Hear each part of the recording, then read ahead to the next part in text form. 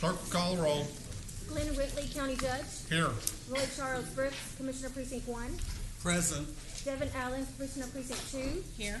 Gary Fickus, Commissioner Precinct 3. Here. J.D. Johnson, Commissioner Precinct 4. Here. Quincy Quorum. Thank you. Our invocation today will be delivered by Senior Minister Tom Plumley from the First Christian Church, Fort Worth. Thank you for coming out today, sir. After the invocation, please remain standing for our pledges. Would you please join me for prayer? Good and gracious God, whom we address in many different ways, in many different languages, by many different names, we call upon you now, asking your special presence in this place, in the way that you touch each shoulder and strengthen each heart to do what is right. We ask your blessing upon the members of this court and each one who is interested enough to be here today, interested in the peace and the prosperity of this large community in which we live. We ask that you might lead us and guide us through this time, O God, for there are tears aplenty among us, and there are many who speak out in anger. We pray for them and for their communities, their neighborhoods that seem under siege. We ask, O God, also that you remember and strengthen those of us whose go-to place is a position of fear, and who would wall ourselves off from all the concerns of our neighbors. Speak, O God, to each of us. Strengthen us for your service and guide us to your peace. For we pray it in the name of all that is holy and righteous and all that brings peace and love, for we are yours. Amen. Amen. I pledge allegiance to the flag of the United States of America and to the republic for which it stands, one nation, under God, indivisible, with liberty and justice for all. Honor the Texas flag. I pledge allegiance to thee, Texas, one state, under God, one and indivisible.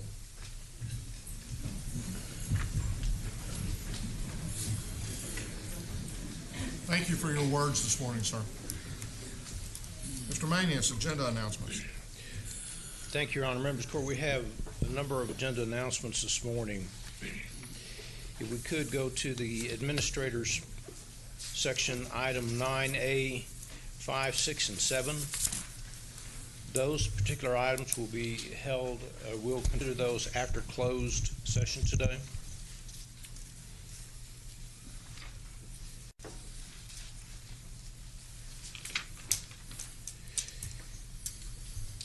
We can go to item 9J, 1.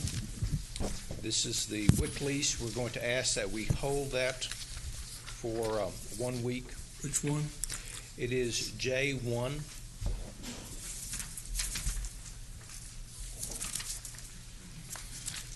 Also under purchasing, item 9K1. That's bid number 2020-008. That's the sale of recycled paper. There is a new court communication in your electronic file and also your red folder.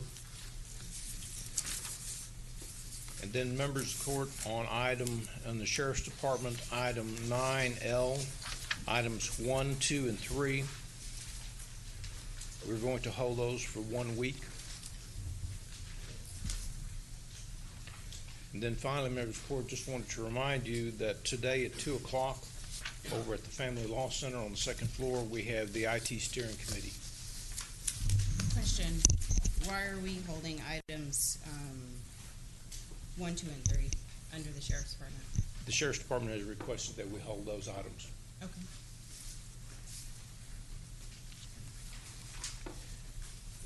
Thank you, Your Honor. Thank you, sir. Court members, you have before you the minutes of our regular meeting of October The first. Move approval. Second? We have a motion and a second. Any discussion? Please vote. Motion passes unanimously. We have some resolutions. We have a sneeze coming here, I think. I'm gonna sneeze on you. Well, maybe it's not gonna come right now. It'll come in a minute. Commissioner Brooks, I believe you have a resolution. I do, Your Honor, and I have somehow become separated electronically from the agenda. Want to borrow my book? That could work. The first resolution is one that has already been presented. It is in honor of the service of Dr. T.A. Sims, Sr. on the Fort Worth Independent School District Board of Trustees. Dr. Sims, at the time of his retirement, was the longest serving school board member in America. How long? 37 years, something like that. So we honor his service with this resolution, and I move approval. We have a motion and a second. Any discussion? Please vote. Motion passes unanimously. Continue. The next resolution is in honor of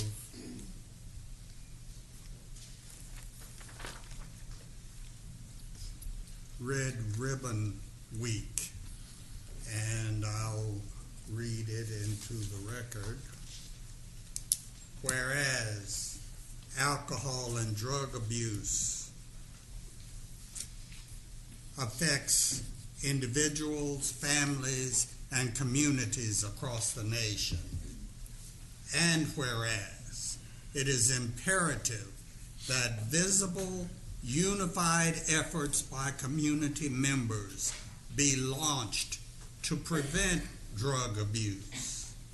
And whereas Red Ribbon Week offers citizens the opportunity to demonstrate their commitment to drug-free lifestyles. And whereas Red Ribbon Week will be celebrated in communities across the nation on October 23rd through the 31st. And whereas businesses, government, law enforcement, media, healthcare providers, religious institutions, schools, and other community-based organizations will demonstrate their commitment to healthy, drug-free lifestyles by wearing red ribbons and participating in drug prevention activities. And whereas the community of Tarrant County further commits its resources to ensure the success of Red Ribbon Week, now therefore be it resolved that we, the Commissioners Court of Tarrant County, do hereby proclaim October 23rd through the 31st as Red Ribbon Week and encourage all citizens to participate in drug prevention education activities, not only during Red Ribbon Week, but also throughout the year, making a visible statement that we are strongly committed to a drug-free lifestyle. In witness whereof, we have hereunto set our hands and caused the seal of Tarrant County to be affixed this 15th day of October 2019, and I hereby move approval. Second. We have a motion and a second. Please vote. Motion passes unanimously. And we have to accept this proclamation Deborah Carrillo, Correct, sir. Assistant Special Agent with the Drug Enforcement Administration here in Fort DEA. Worth. Cynthia Velasquez, Division Outreach Coordinator, and Elaine Cesare, Special Agent. Are the other ladies present? Please come Cynthia to the Velasquez podium. is. Thank you.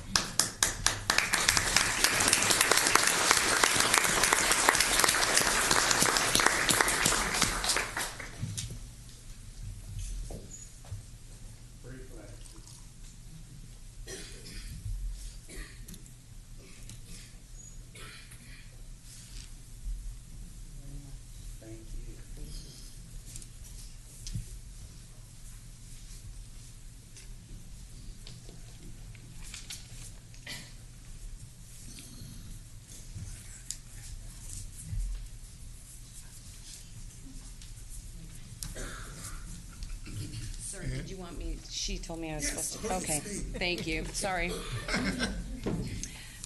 Good morning, Judge Whitley and members of the court. Enrique Kike Camarena's death created a worldwide rallying cry against drug abuse. Kidnapped, tortured, and brutally murdered by Mexican drug traffickers in 1985, Kiki's death mobilized the public and raised awareness about drug use and prevention. Today, decades after Kiki Camarena's death, the meaning of his sacrifice continues to galvanize communities through Red Ribbon Week. This is celebrated annually October 23rd through 31st. Red Ribbon Week highlights the importance of living drug-free life. It presents an opportunity for parents, educators, and the community to reinforce the drug-free messages that we share with our children throughout the year. During Red Ribbon Week, increase your knowledge by learning more about the destructive effects of drug abuse and prescription drug misuse. Take a stand and wear a red ribbon to show your intolerance for drug abuse. Spread the word and encourage everyone you know to live a healthy, drug-free lifestyle. On behalf of the Drug Enforcement Administration, Dallas Field Division, and the Fort Worth District Office, I'd like to thank the court for this proclamation. Thank you for being here tonight. Thank you. Thank you.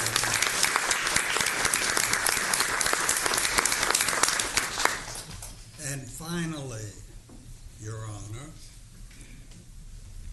it gives me a great deal of pleasure to present this resolution honoring one of my personal heroes, the Honorable L. Clifford Davis.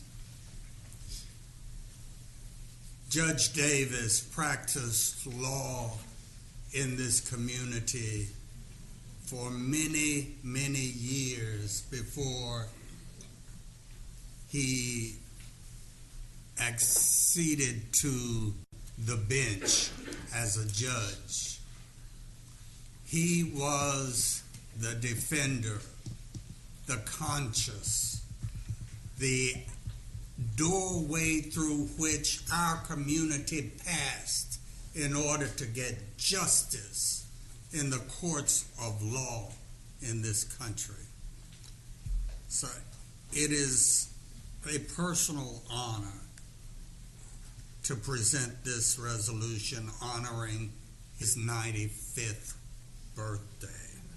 And it reads, whereas Judge L. Clifford Davis, one of Tarrant County's favorite sons, is being honored on his 95th birthday for his impact on the Metroplex. And whereas Judge Davis was born in Wilton, Arkansas in 1924, moving later to Little Rock, where he graduated from Dunbar High School in 1942. And whereas in 1946, Judge Davis graduated from Philander Smith College and later enrolled in Howard University Law School in Washington, D.C., from which he graduated in 1949. And whereas in 1954, Judge Davis moved to Fort Worth, where he was only one of 2 black attorneys.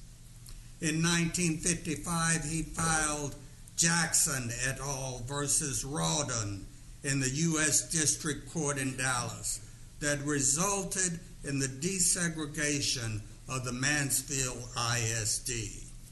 In 1959, Judge Davis filed Flax et al. V. Potts, another federal civil rights suit leading to the desegregation of the Fort Worth ISD. And whereas in the 1960s, Judge Davis became one of the first black attorneys to join the Tarrant County Bar Association, and in 1983 was appointed by former Governor Mark White to the Texas District Court bench, becoming one of the first black state district judges in Tarrant County.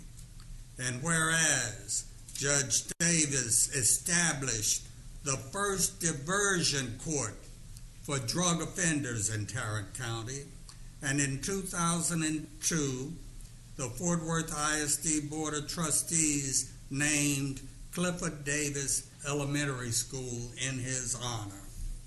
Now, therefore, be it resolved that we, the Commissioners Court of Tarrant County, do hereby congratulate the Honorable L. Clifford Davis on his 95th birthday and for his outstanding achievements and contributions to the people of Tarrant County. In witness whereof we have hereunto set our hands and caused the seal of Tarrant County to be affixed this 15th day of October 2019, and I hereby move approval. Second. We have a motion and second, and I'm going to just amend that a little bit and say that on November the 1st of this year, Judge Davis will become the first winner of the Lifetime Achievement Award for the Tarrant County Bar Association. That will be, again, Friday, November the 1st, is the inaugural awarding of this particular honor. It's a Lifetime Community Service Award, so that needs to be put in there too, but we'll work on that. We'll work on that. Please vote. Motion passes.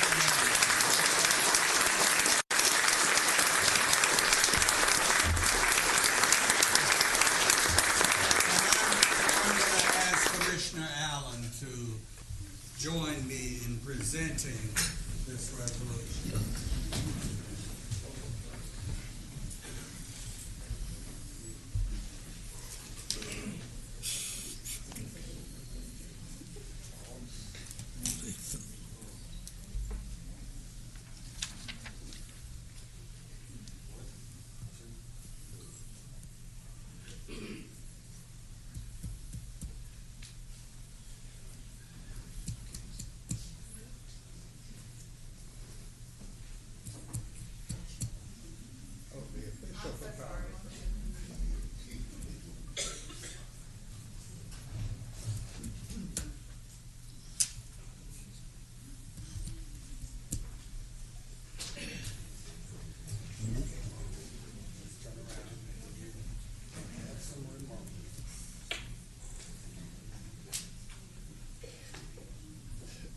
Good morning, sir. Good morning. Good morning, Judge. All of the commissioners. Let me say I appreciate so very much this award. Thank you so very much. But I want to call attention to something that was mentioned in that presentation by Commissioner Brooks. You mentioned the so-called drug court that we had. You all created that court and asked me to preside on it. That was the third drug court that was instituted in the state of Texas, and the first one in the North Texas area. Obviously, the first one in this county. Our purpose was to help people who had become minor drug users to get back and become productive citizens. And we were successful enough so that ultimately, I understand today there are 10 different diversion courts in there, so that we introduced into this county the idea that the court system could help people who had crossed the line a little bit to get back in the playing field and become good, productive citizens. And I want to thank you for giving me the privilege of being a part of the creation of that idea in this county. And thank you so very, very much. Judge Davis, thank you. Happy birthday, Judge. Thank you.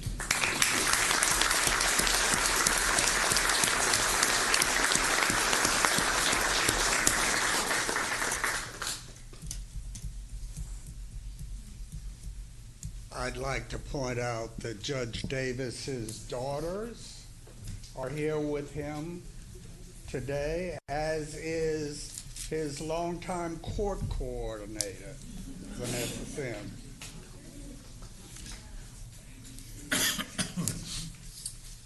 Commissioner Allen, I believe you're up next. I am.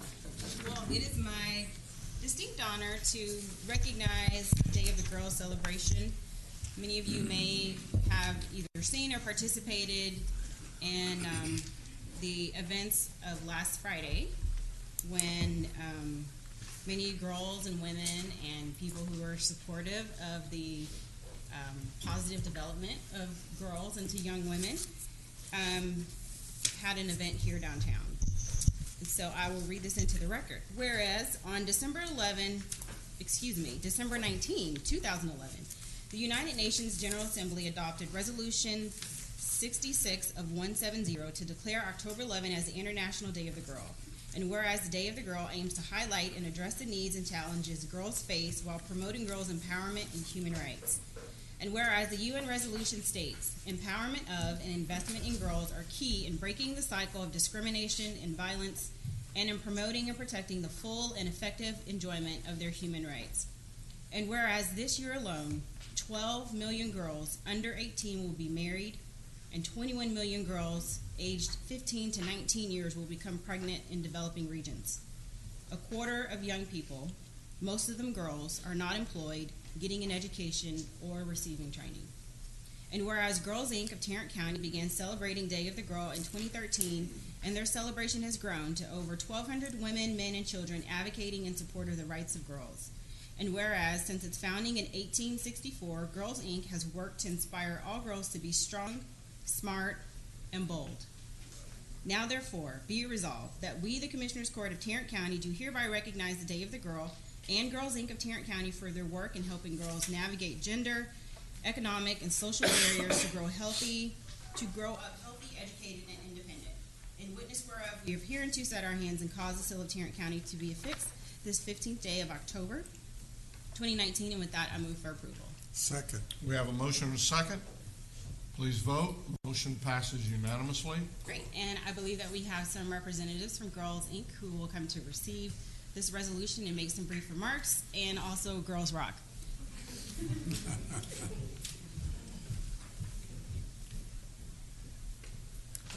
Excuse me, ladies. I'm going to ask that Redmond Wortham join y'all at the podium. Oh, is she a Girls Inker? Yes, she sure is. How did I not know that? Awesome.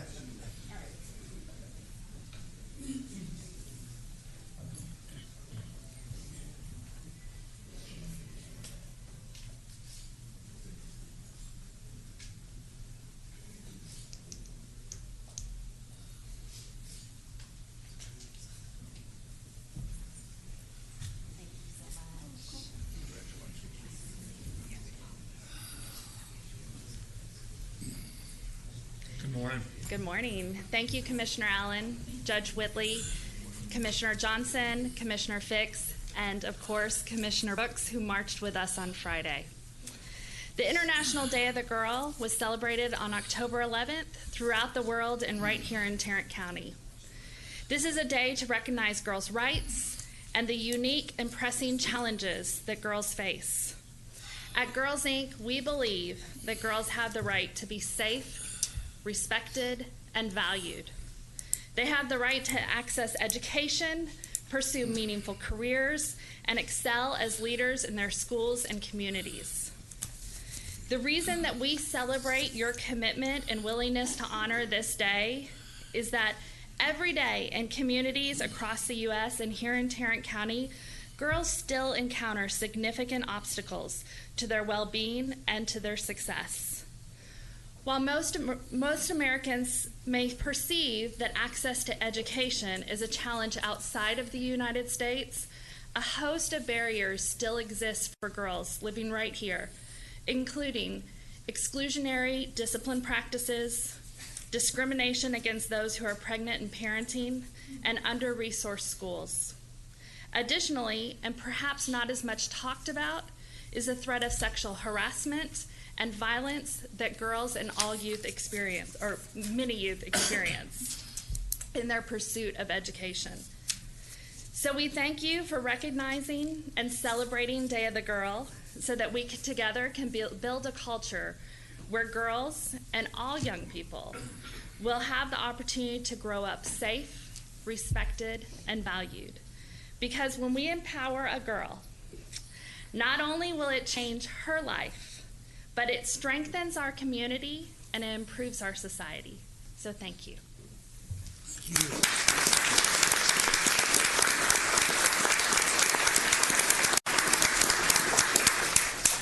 Commissioner Allen. Well, as many of you may know, that September 15th to October 15th is recognized as National Hispanic American Heritage Month. And so in Precinct 2, between me and my staff, we've attended a number of events in recognition of this month and the very rich and important history of the Hispanic American community in our nation. I will read this into the resolution. I'll read this proclamation, rather, into the record. Whereas September 15th to October 15th is recognized as National Hispanic American Heritage Month, where we celebrate the histories, cultures, and contributions of American citizens whose ancestors came from Spain, Mexico, the Caribbean, and Central and South America. And whereas the observation started in 1968 as Hispanic Heritage Week under President Lyndon Johnson and was expanded by President Ronald Reagan in 1988 to cover a 30-day period starting on September 15 and ending on October 15. And whereas Texas has a unique interwoven history and culture with our Hispanic community, and whereas Tarrant County has an estimated 593,000 Hispanic or Latino residents, that's 28.9% of our resident population. The most common foreign language spoken is Spanish. And whereas the League of United Latin American Citizens, LULAC, was founded in 1929 in Corpus Christi, Texas, and is the largest and oldest Hispanic organization in the United States with approximately 132,000 members and more than 1,000 councils nationwide. And whereas LULAC advances the economic condition, educational attainment, housing, health, and civil rights of Hispanic Americans. Now, therefore, be it resolved that we, the Commissioners Court of Tarrant County, do hereby proclaim September 15 to October 15 to be Hispanic Heritage Month in Tarrant County and recognize the contributions of our Hispanic and Latinx communities that have made to our county and nation, and thank LULAC for their 90 years of service. In witness whereof, we have hereunto set our hands and caused the seal of Tarrant County to be affixed this 15th day of October 2019. And with that, I move for approval. Second. We have a motion and a second. Please vote. Motion passes unanimously. And we do have some community leaders here today to receive this proclamation. Brian Parra, who's the president of Grand Prairie LULAC, Council 22262, and Luis Castillo, the president of Arlington LULAC, Council 22320. And I believe we have some additional guests too, and I don't want to miss anybody, so make sure all the guests come down too. And please go ahead and make your way to the podium, and while you're doing that, just want to say that I encourage all of you not to become weary in well-doing. There was a book that I read in undergrad called They Called Us Greasers, and it talks about the history of the Hispanics in Texas more importantly, the much of the discrimination and systematic hatred towards Hispanic Americans. And I was going to read from that book today. I was hoping that maybe my words would be more poignant, which they haven't proved to be. But while I've had many meetings with various LULAC members of the community about 287G and many other things that affect not just the Hispanic community but all of us, we may not necessarily agree on how things should move forward and the way they should move forward and the speed in which they move forward. But I appreciate that you all always come to the table, you always show up, and I encourage you to continue the fight.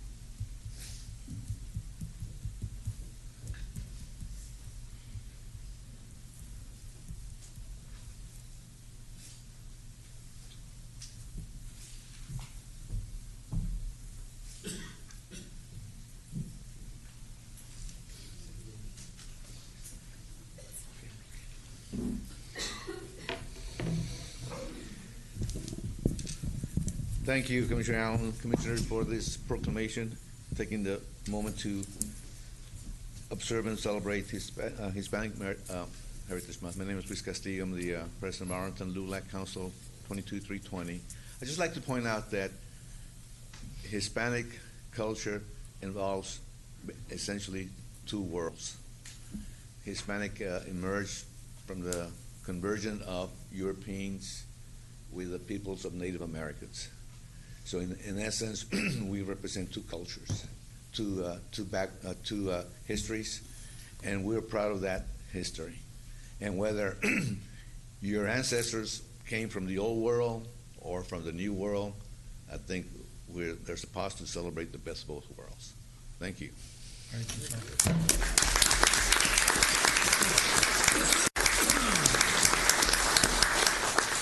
Mr. Parra.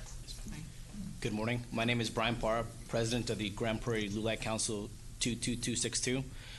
For over 90 years, LULAC, or the League of United Latin American Citizens, has continued to advocate and fight for the rights of Latinos all across the United States. Here in Grand Prairie, we continue to fight and advocate for our community and serve as a way to mediate and speak up for our community. On behalf of Grand Prairie Council 22262, I would like to thank the Commissioners Court for honoring us with this resolution. Thank you. Thank you, sir.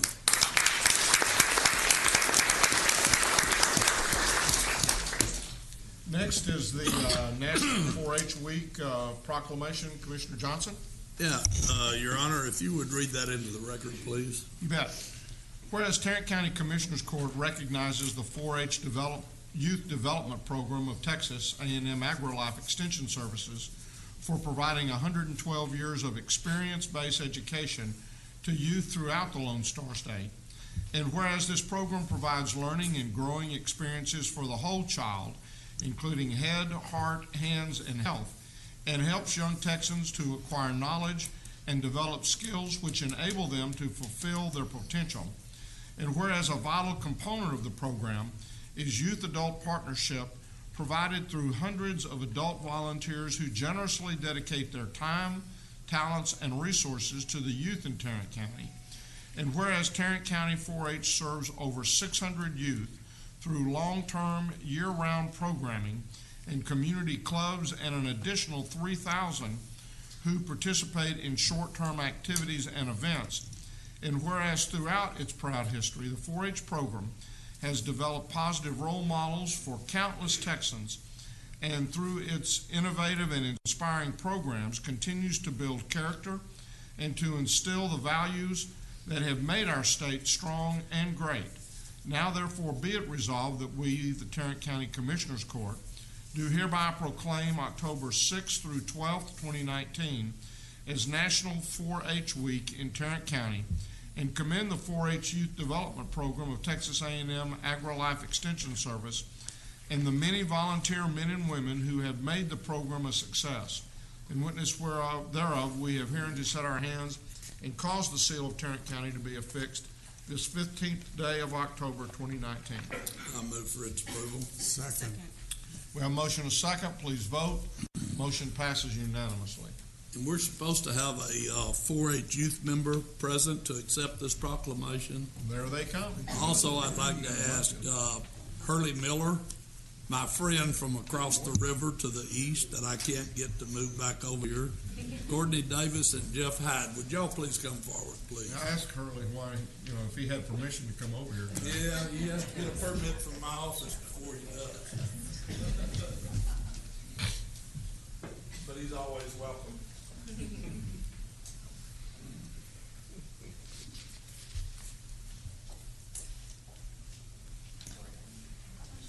And you are, so we can tell the crowd. I'm Hannah Ventura. Hannah, Ventura. tell them who you are. Hi, I'm Hannah Ventura, and Hannah. hi. I'm Vice President of Tarrant County 4-H Youth Council, and I'm here just to say thank you so much for supporting Tarrant County 4-H, and that you are helping to give youth like us, the ones that are standing in front of you, some life-changing opportunities that are going to affect our lives for the rest of them. Affect our futures. We truly appreciate your efforts to better the lives of our future generations. Thank you very much to all involved in making the best better.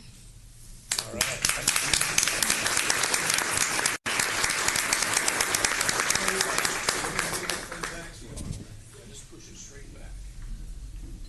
Y'all come on into the well here.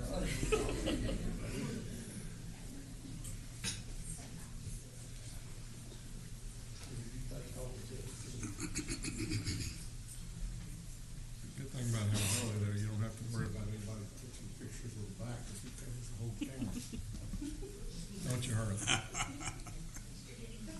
Still got a smile just to make it straight.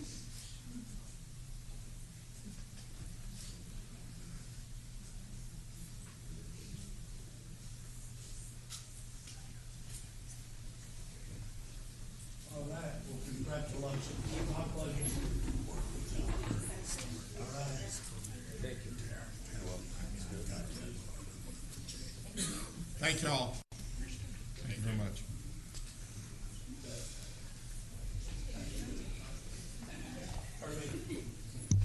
My bodyguard.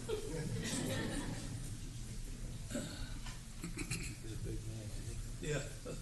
Thank y'all for coming out. Commissioner Johnson, thank you for your continued support. I know how hard you work for the youth, not only at this point in time, but we'll be coming up with requests for checks before too long.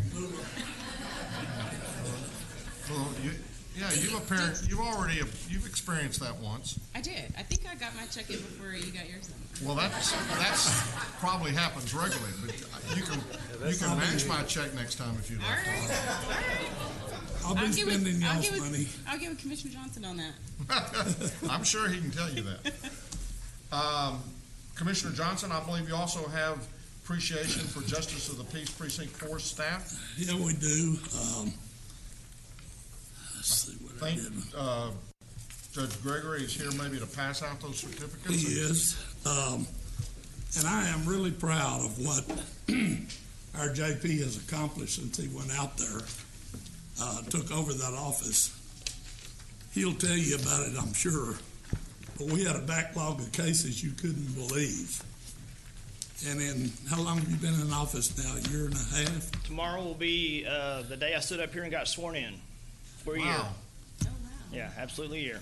Well, he is Congratulations. caught up on his backlog. So,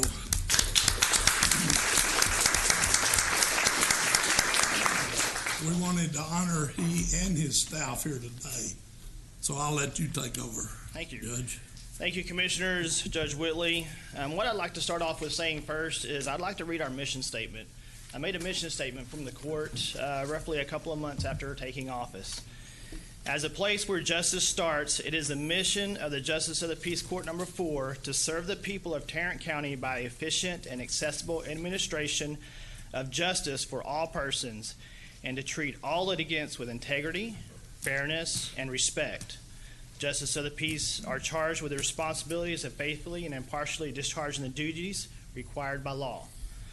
This court responds to the actions and the needs of the Tarrant County Constables, the Tarrant County Sheriff's Departments, the Department of Public Safety, the Tarrant Regional Water District, the Texas Parks and Wildlife, as well as 11 municipal police agencies within the precinct and the citizens of Precinct 4. Since taking office on October 16th, 2018, your Justice Court has made the following accomplishments with many more projects that are in the process of being implemented. Now, I'm just going to touch bases on some of these. Y'all have a copy of this in y'all's books. The first one is going to be with the assistance of the Tarrant County's Auditor's Department. We instituted a One Banking Institute for greater accountability and disbursement of the JP court's funds that we receive. We extended the hours of the JP office. Number 3, we purchased and implemented a forms rack in the lobby to increase access and ease for needed forms for the litigants to file their cases. Number 4, with the assistance of the Tarrant County ID Department, the JP4 website was updated with the forms and the information to assist citizens in filing their cases. The JP4 case docket was reorganized to maximize and streamline and increase the case count for better adjudication of cases. We implemented an electronic communication agreement form as to be able to send judgments and case documents via email. This process will decrease the cost that we spend on paper, ink, stamps, and the time used by clerks to mail out court documents to litigants. Increase or decrease? Decrease. Did I say increase? I apologize. Decrease. No, we're trying to decrease. We restructured all the JP4 clerks' workload for better case completion and case management. During the departmental case review with audit, we located approximately 2,700 active civil case backlog in the case management system, which dated back to 2009. After a collective effort, within 4 months, the civil case backlog was eliminated, and we are currently have an active rolling case docket of approximately 1,400 cases, with our oldest case being 2018, and we only have 40 cases actively for 2018. At the end of December, we will literally be on a 2019 case docket. Number 9, the JP4 court has further implemented Texas e-file system with the assistance of the IT department, so litigants can file their cases online and the movement to online processing of cases. The department has also shifted to a paperless initiative and scanning of the cases into our case management system. During an internal audit with the audit department, we also located a criminal case backlog of approximately 6,000 cases that were identified. My staff immediately addressed this situation within, actually as of the 1st of September, the criminal case log had been eliminated. So what I would like to do is, as everyone knows, as a manager and a leader, you're only as good as your staff. And though I could come in here and say, you know, hey, this is what I did, this is not what I did, this is what my staff did. Now, understand that the reason why I recognize them is because they've had to deal with me for the past year. And my OCD-ness, and if you ever know what Spark is, they'll tell you that I drink too much Spark. So, first what I'd like to recognize is going to be Emily Stewart, who's going to be my court manager.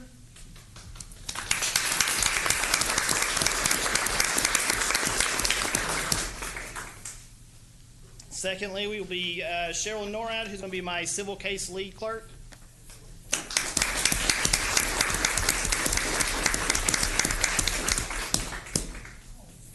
All right. Next is going to be Misty Foster, who is my lead criminal clerk, but she is on vacation, so she had to miss today. Next is going to be Celeste Knight, who's going to be my civil clerk.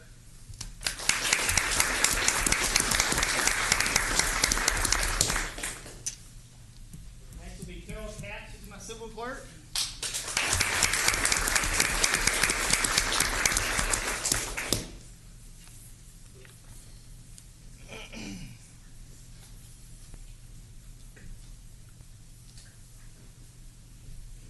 Next will be a Rosiro Chad.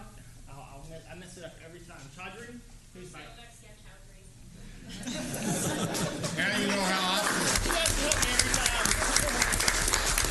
She's my criminal clerk, and last but not least is going to be Roosevelt Kennedy, who's my civil clerk.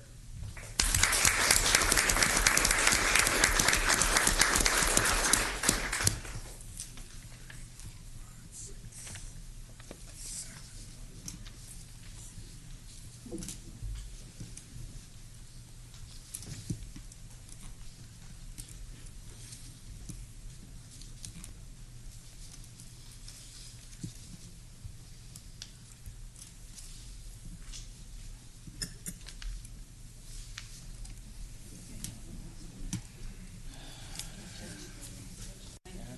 you all.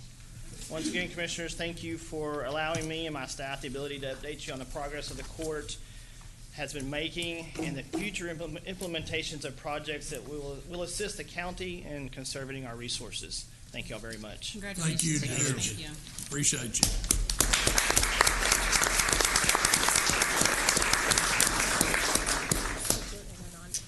Court members, you have before you our consent agenda. Move approval. Second. We have a motion and a second. Please vote. Motion passes unanimously. Are you telling me I forgot to do something? That I forgot to do the receive and file the, could I have a motion to receive and file the JP4? So moved. Second. And we got moves and seconds. Please vote. Motion passes unanimously.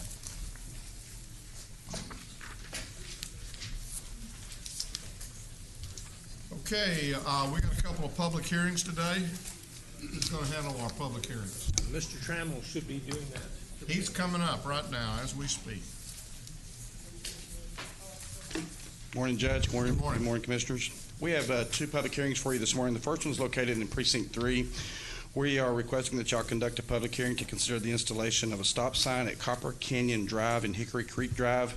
Apparently, this intersection, a lot of people are using it. They're running the intersection with unsafe driving, and that's what initiated the public, I guess, outcry for a stop sign there. I've looked at it, and I recommend a stop sign at this location. At this time, I'll open the public hearing and ask if there's anyone here wishing to speak to this matter. There appearing not to be anyone, we'll close the public hearing. Would you like to take it? I'll move approval. Second.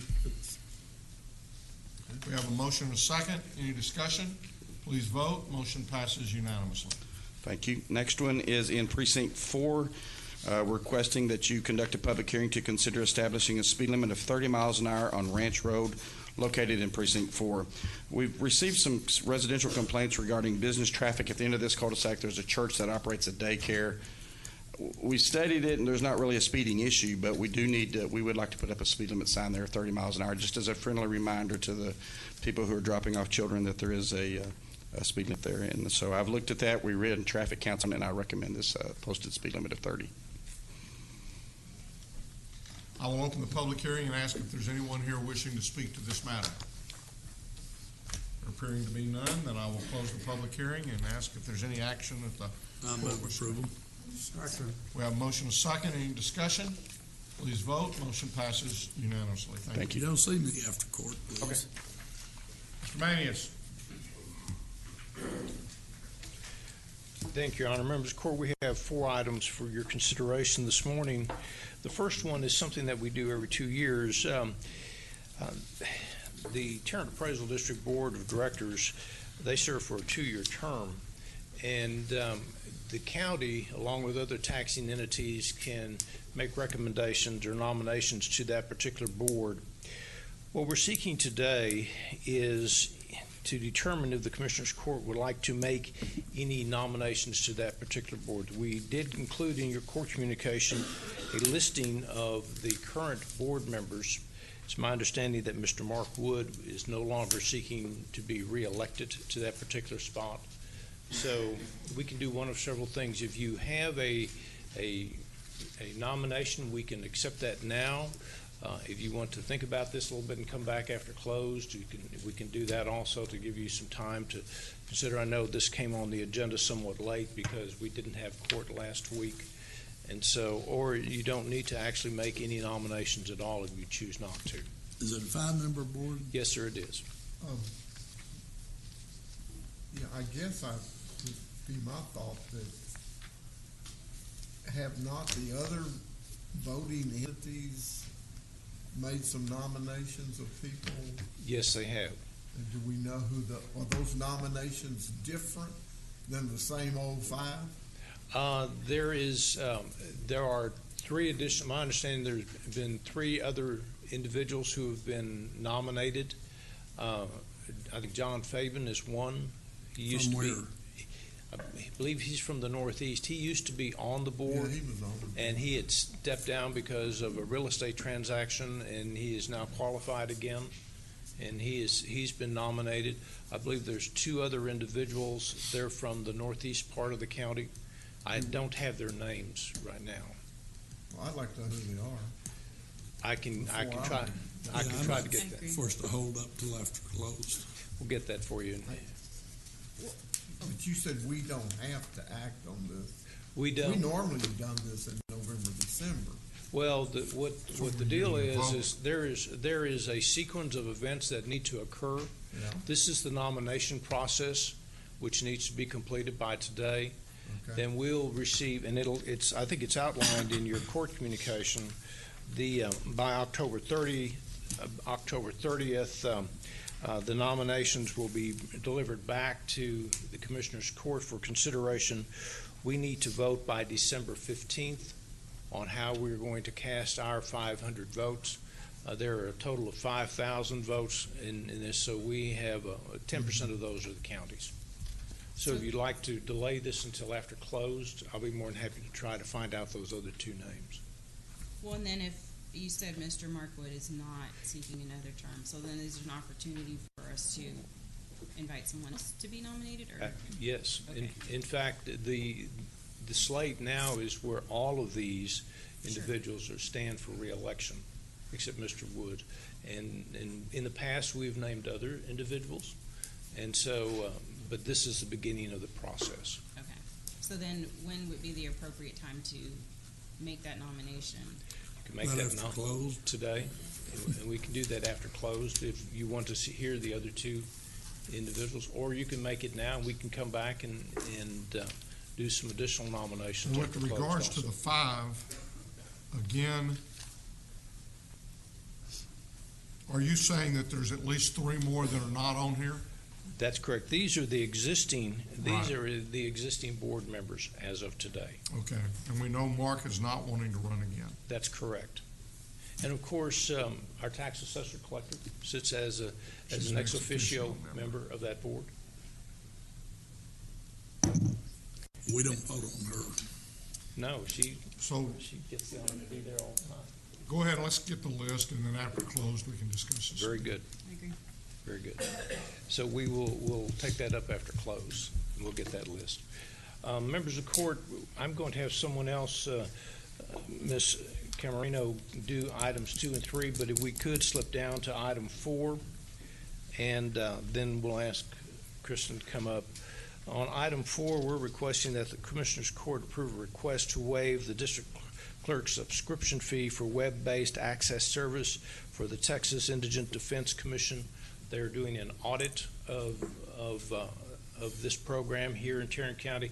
I have talked to Mr. Wilder. Mr. Wilder has no problem, but it's the Commissioner's Court who has the authority to waive the fee. We also received a letter from the Executive Director of the Indigent Defense Commission requesting that we do waive that fee. It's staff recommendation that we waive it. Move approval to waive the fee. Second. We have 2 seconds, 2 firsts. Please vote.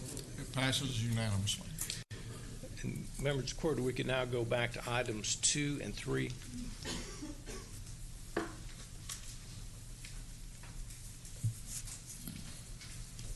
Good morning, Judge, Commissioners. Good morning. Good morning.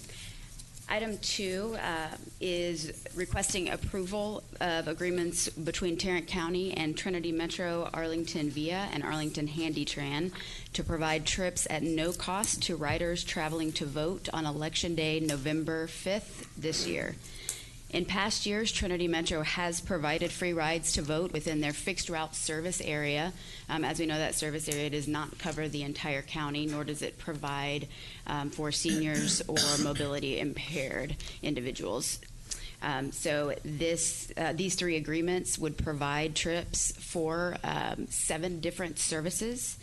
Those services are fixed route bus, TexRail, Access, which formerly was MITS, and is the paratransit service. Tarrant County Transportation Service, which serves Saginaw, Azle, Lake Worth, Westworth Village, Sansom Park, Mansfield, Benbrook, Kennedale, Crowley, Everman, Forest Hill, and the unincorporated areas. NETS, which is Northeast Transportation Services, serving Bedford, Euless, Grapevine, Haltom City, Hearst, Keller, and North Richland Hills, as well as Via Arlington and Via HandyTran, which is an equivalent of the Access MIT service provided in Fort Worth. Move approval. Second? We have a motion and a second. Any discussion? Yes. I do have a few questions. I guess, and some information that you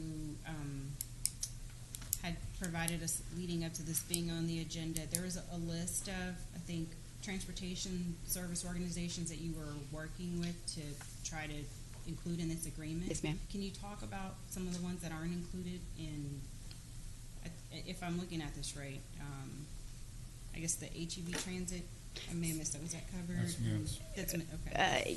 Yes, ma'am. HEB Transit is specific. It's specifically funded for job transportation to and from jobs, so it doesn't apply in this situation. And then were we able to make any progress with Grand Prairie? I was Sounds not. like- okay. No, I reached out and was not able to make a good connection. I would like to point out, though, that this program would be a pilot program.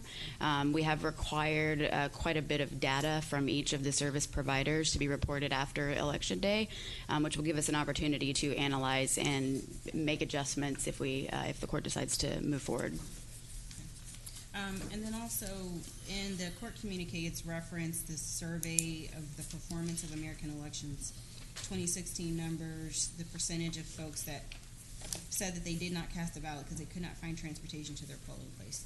Do we have that drill down information for Tarrant County? No, but I will get that for you. Okay. All right. Thank you. Sure. You said that in the past, Trinity Metro has provided free transportation on all of their fixed routes, Yes, only on fixed route bus service. but are we gonna now end up paying for that, even though they've done it in the past, or are we just paying for those services beyond the fixed route? So to provide a little clarification, only on fixed route bus service and only on presidential election years. So every 4 years. Wait a minute, what is every 4 years? When the Metro does it? Yes, sir. So, but you're proposing here to do this This year. this November? Yes, sir. So in the past, on off-year elections, odd-year elections, Trinity Metro has not provided Not an off year, correct. any off-year. What are you estimating, what was the estimation on the cost? So it's a do not to exceed 20,000 for all three contracts combined. I estimate that it will be closer to half of that amount. If all riders on every service were to ride free, if every single rider on all of these services, the cost would be about $15,000. So this is a safe estimate. Okay. We have not done this in the past, Not that I'm aware of. and it's not covering the entire county. I'm sorry? It's not covering the entire county. It's covering all of the providers that exist within Tarrant County. So there is coverage in each precinct. And all we have are constitutional amendments to vote on this November. Any school bond issue? You got some bond, TCC. school bond issues. TCC. Does Azle have a bond? I believe so. Any other discussion? Please vote. Motion passes 4-1. Thank you. Thank you. You want to do your support resolution? Sure. Yeah, I'm happy to. So item 3 is requesting approval of a resolution in support of TxDOT and its efforts to expedite construction of State Highway 170. State Highway 170 is already slated to fund in 2020. This resolution is in support of TxDOT pushing that forward if possible within their budget year. I've heard from TxDOT that they are on track to do that. This is just really a general resolution of support. Move approval. Second. We have a motion and a second. Any discussion? Please vote. Motion passes unanimously. Thank you. Thank you.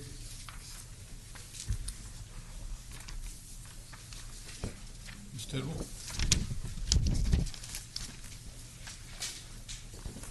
We have 3 items that we're asking the court to consider this morning. The first is a release and substitution of depository collateral of the $61,965,000 as outlined in your court communique. Move for approval. Second. We have a motion to second. Any discussion? Please vote. Motion passes unanimously. Our next item is we're asking the court to consider receiving and filing the auditor's report for the Department of Human Services, and you have their response attached. Move for approval. Second. We have a motion to second. Any discussion? Please vote. Motion passes unanimously.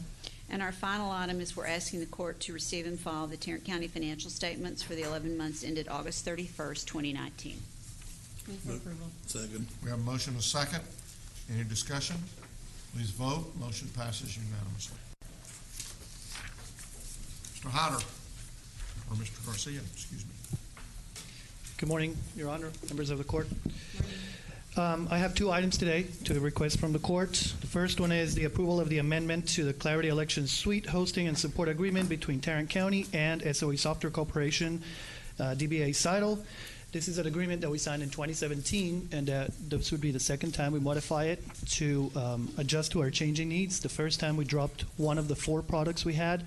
This time we are also dropping a second product, upgrading the web platform to be able to support vote centers and also adjust to some security concerns the vendor had on it.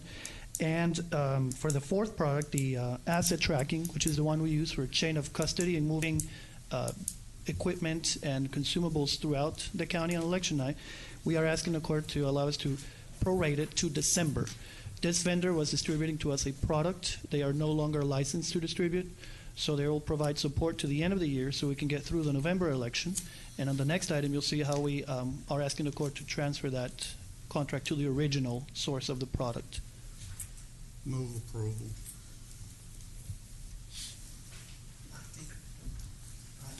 Second. We have a motion to second. Any discussion? Please vote. Motion passes unanimously. The second item is the approval to purchase the Top Shelf Elections application, migration and hosting and support from WDS Corporation. This is the asset tracking software, but we would now have to enter into a contract with the original source of the product instead of through Seidel as a distributor because they lost the rights of it. Move approval. Second. We have a motion to second. Any discussion? Please vote. Motion passes unanimously. Thank you. Ms. Glenn. Move to receive and file the personnel agenda. Second. We have a motion to second to receive and file the personnel agenda. Any discussion? Please vote. Motion passes unanimously. Good morning and thank you. We have, looks like 3 additional items. Items 2 and 3 are approvals for out-of-class pay extensions. The first is from Ms. Geese, our Budget and Risk Management Director. She's requesting an extension through January 9th of next year, the details of which are outlined in your communique. We're estimating the cost to the general fund to be approximately $1,300. That does include fringe benefits. However, this cost, the entire cost, is to be or is expected to be offset by salary savings. Move for approval. Second. We have a motion to second. Any discussion? Please vote. Motion passes unanimously. Third item, again, is an out-of-class pay extension, this time for Mr. Manius. Mr. Manius is requesting an out-of-class pay extension through the 14th of January of next year. Again, the details of which are outlined in your court communique. We're estimating the cost to the general fund to be approximately $1,100. Again, the cost should be offset by salary savings. Move approval. Second. We have a motion to second. Any discussion? Please vote. Motion passes unanimously. And our final item is item 4. We're asking the court to approve changes to the table of organization for public health. What we're requesting specifically is the reassignment of 3 project positions. These are temporary positions. They are vacant. Public health is requesting that 2 be reassigned to the immunization outreach project for data entry. The remaining position will be reassigned, if approved by the court, to the electronic health records system. These requests do include a funding change to DSRIP. We're estimating the net cost to DSRIP to be approximately $79,000. That does include fringe benefits. Move for approval. Second. We have a motion and a second. Any discussion? Please vote. Motion passes unanimously. Thank you. Mr. Beecham.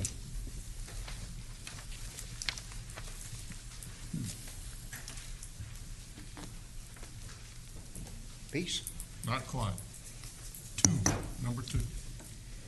Melissa really wanted to give our agenda today, but I was able to talk her out of it. Kentucky, huh? I'm thinking we're kind of going to run the table pretty soon, but if not, we may have to run the dishwasher. Yeah, I think that's probably the best place for it. We have 6 items for your consideration this morning. Our first item is a bid award recommendation for bid 2020-008, the sale of recycled paper. Recommendation for you to award on a per unit price basis, awarding to the high bidder, Evergreen Sales, purchasing our cardboard at the rate of $37.04 a ton. Echo Fibers, purchasing our sorted office paper at $97.50 a ton. And Echo Fibers, purchasing our Gaylords of books and newsprint for $5 per ton. Move approval. Second. We have a motion and a second. Any discussion? Please vote. Motion passes unanimously. Item number 2 is also a bid award recommendation for bid 2019-188. This is a bid for 350 West Belknap parking garage renovation elevator replacement. Recommendation be awarded to the low bidder Kone Incorporated, the amount of $251,498. If approval, seeking contract approval, acceptance of the payment, and performance bond. Move for approval. Second. We have a motion and a second. Any discussion? Is this company the same one that has the elevator now? No, sir. Please vote. Motion passes unanimously. Item number 3, also a bid award recommendation for RFP 2019-196. This is our new contract for rideshare services. Recommendation would be to award per the terms of the contract, awarding to a company called Bubble Investments. Again, if approved, we're seeking contract approval from the court. Move approval. Second. We have a motion and a second. Any discussion? Please vote. Motion passes unanimously. Item number 4, also a bid award recommendation for bid 2019-246. This is a bid for a video protection design project for facilities management. Recommendation be to award the low bidder, Digi Security Systems, the amount of $244,125. If approved, seeking contract approval and acceptance of the payment and the performance bond. Move for approval. Second. We have a motion and a second. Any discussion? Please vote. Motion passes unanimously. Item number 5, also a bid award recommendation for bid 2019-252. This is a new contract for the purchase of service awards for the Human Resources Department. Recommendation be to award on a per enterprise basis, awarding to the primary and secondary vendors as shown in your court communique. Move approval. Second. We have a motion and a second. Any discussion? Please vote. Motion passes unanimously. Last item number 6, item in regards to RFP 2019-219. This is an RFP for meeting and agenda management solution for information technology. We are recommending rejection of all proposals and seeking permission to rebid with revised specifications. The proposal that we got came in well above budget. Move for approval. Second. We have a motion and a second. Any discussion? Please vote. Motion passes unanimously. Thank you. Thank you, Jack. Commissioner Johnson, I believe you have an interlocal agreement. Has this been approved by the district attorney's office?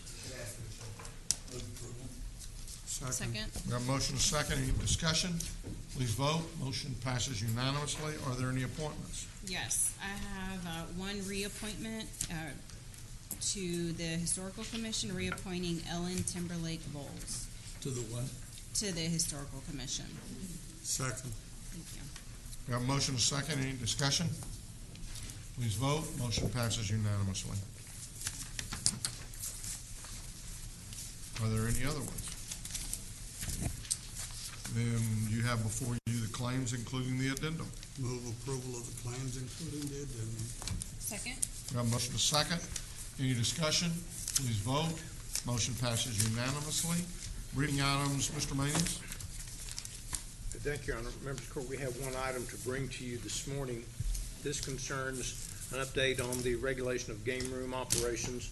Mr. Schaffner is here to address the court at this time. Also, Your Honor, I would remind you that we do have one audience participation form on this particular item. Yes, we do. Good morning, Judge, Commissioners. Morning. Morning, Russell. We sent out a memo late last week. Wanted to make sure everyone has a copy. We do have another copy if you don't have one. So what we'd like to do today, we've been working with the District Attorney's Office, with the Sheriff's Office, and with our Fire Marshal to work through the game room regulations as drafted to incorporate comments that y'all made when we briefed this in July, on July 9th. And so we've kind of boiled everything down into the contents of this memo, which is we're down to about 6 or 7 items that we need decisions and y'all, the court's input on for us to be able to bring this back to you for approval if y'all are wanting to move forward with the game room regulations. So if y'all don't mind, we'll just kind of run through the items that we have that are outstanding. First is needing to name or designate a game room permit administrator. So court, for the regulations to be finished up, we need the court to make a decision. We can just kind of go through these one by one and get y'all's feedback on them, on how the court wants to proceed for this. So whenever the game room, someone who wants to operate a game room according to law, which has to have 6 or more 8-liner machines in it, and follow a number of different items that are outlined in the regulations, they will have to come and bring their permit application to someone. And then that someone will go through the permit process, issue the permit, and then continue to be able to check up and then any permit renewals. So the game room regulations as drafted anticipate the court designated the Tarrant County Sheriff's Office as the permit administrator and wanted to receive y'all's feedback on that issue. I'm fine with it being the Sheriff's Office. Okay, we're good with that? I will say that that in our conversations with the Sheriff's Department, once we move to the point of implementing this, if the court so desires, we're going to have to revisit the need for additional resources in the Sheriff's Department. We don't know what those are going to be yet. This depends on the level of activity as it relates to this. Our goal is to contract with most of the cities that want to, that they would do the issuance of the permitting and everything, but there's other inspections that need to occur, not just an issue of a permit. And so we're working with the Sheriff's Department to see what those resources might be, and we'll bring those back to you. The second item is hours of operations. As we've been working through these regulations, looking at other regulations that other folks have, currently we have in the draft regulations 8 to 8, 8 a.m. to 8 p.m. We've had conversations regarding how that could potentially function and whether or not those are the exact right hours for this, and wanted to get the court's feedback. Chris, if the District Attorney's Office has thoughts on this issue, be happy to have you come up on that as well. But whether or not the 8 a.m. to 8 p.m. is the right hours of operations, or whether or not it should be shifted any. So we're saying hours of operation for a game room? Yes, yes, ma'am. So hours of operation that the game room can actually operate. 8 a.m. to 8 p.m. sounds reasonable to me. And that's something that the state actually allows us to determine when a business is open? So within other, like the Harris County regulations that they have in place, they do have hours of operations that they are able to say when they can and cannot operate. What was that, Commissioner? Well, he said that liquor store, they do. Yeah. Liquor store hours, they regulate. I guess bars, they also regulate, they have to close at 2. I'm just wondering, have they given any guidance or indications as to what they feel like are reasonable business hours? So you're saying Houston is or Harris County is 8 to 8? 8 to 11, I believe. Yeah, Harris County regulations are 8 to 11 o'clock during the week and then midnight on weekends. Let me ask a crazy question. Did you get any input from anybody in that industry? No, sir. We probably hadn't heard about these hours yet. Okay. This is something unusual for the Commissioners Court on this, because really this is a statute that you would normally see embedded in or authorized by a municipality. They can set hours of operation. The legislature gave the Commissioners Court that authority and not the cities now. So this is one of those few times that we get to regulate the hours of operation. That's why. But hasn't Arlington already got some regulations? Or do any of the cities in Tarrant County currently have regulations, and if so, what are their hours? I think there's a representative from Arlington here. Did I see someone?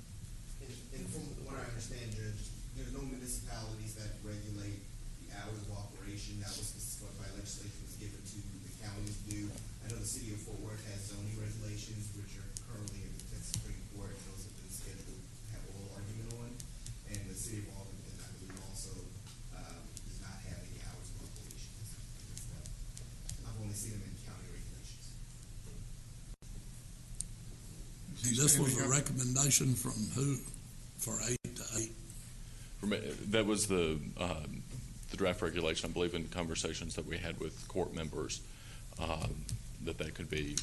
that was one option that would be available, that we incorporated into the regulation. We're asking for trouble on that one. No doubt. I don't like them. I wish we could regulate them off to not have any, but I'm not sure 8 to 8 is as good a place as where we should be on this deal. So, would you like for us to not ask you to give us a comment on this now and just simply circle back with the cities of Fort Worth and Arlington and get their input on this to see what they might think? Because I think we need to know what they would like. I mean, Arlington and Fort Worth have seen these regs, these draft regs, but let us go. I said the city of Arlington and Fort Worth have seen our draft regulations. But we'll go back to them, and because we're not asking for any action today, we're asking for some input. So let us go back to Fort Worth and Arlington, and because they are the ones who've come to us and said we'll regulate, or we'll be the entity that will contract with you to basically implement this ordinance. So let us go back to them and ask them what they might suggest. Is that okay? Am I safe in assuming that some of them are open 24/7 right now? Yeah, that's one of the real problems. I'm not saying it's not a problem. I'm just saying, are most of them open? Because I know some of them are in these little, I guess a separate room in a convenience store or a gas station type thing, and these may be the ones under 5. What's going to happen for the machines or for the buildings that have under 8 machines? Or under 6 machines. Okay, And those are So the draft regulations are outside, or entities that have 5 or less are outside of the regulations, and that's based on state law. 24/7. Yes. Who set the number at 6? The state? The state does, yes. So if we're using Harris County as the benchmark, right, we're saying, okay, the regulations that they've put in place are so far proven to be effective. And I'd like to see a comparison of these points, what you all are recommending or what you're seeking our input on, compared to what Harris County's ordinance looks like. Okay. We can tell you on the administrator section, Harris County has appointed their sheriff's department to do that. I think I remember that from subsequent conversations. Yes, ma'am. All right, so we'll come back with more information and further discussion regarding hours of operation. Number 3 is game room fee schedule. By statute, Commissioners Court can set an application fee of up to $1,000 for the game room, and then by statute, Commissioners Court can set a renewal application fee that would be done annually for up to $1,000. And the draft regulations included at the maximum at $1,000. So wanted to make sure that would be. I have no problem with that. We're good with that? All right. Again, we can't set any fee for a room that has less than 6 machines. Yes, sir. 6 and above.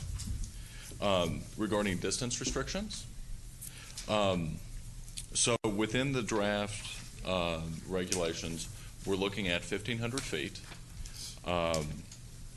from 1,500 feet from existing or planned schools, places of worship, and/or residential neighborhoods, and then the game room has to be 2,000 feet from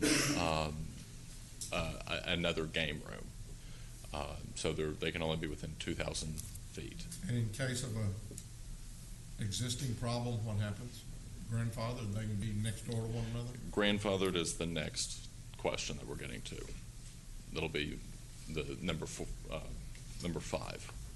So, but just with the distance restrictions, from the last court meeting, the court wanted to look at other items. We looked at our sexually oriented business regulations, and those are 1,000 feet from dwellings, other SOBs, and place of worship, schools. SOBs, and now we're back into sexually oriented businesses. Well, is this all under sexually oriented business? No, sir. I was just using, following up from last court meeting, the distance restrictions that's in the court's SOB policy versus the game room policy. So, but what we've got in the regulations is 1,500 feet from residential neighborhoods, places of worship, schools, and then 2,000 feet from another game room. This says game rooms must be a minimum of 2,000 feet from where 2 or more game rooms are located. So not just 1, but 2. Am I reading that right? Yeah, that's what that says. Let me double check. So if it's just 1, you can be closer than 2,000? The goal was to have 2,000 feet between each individual game room. You might want to look at that. Yeah. Yeah. So that may have been a mistype on my part.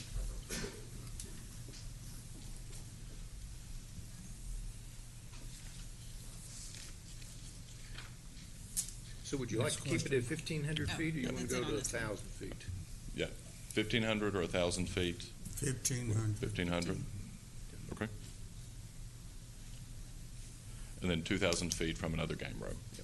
Okay. Yeah, but again, the whole problem that we've got is by the legislature putting that number there. If I've got a strip center and I've got 5 individual stores, as long as each one of those stores has less than 6 machines, every one of them can have, so that we can have a total of 25 machines.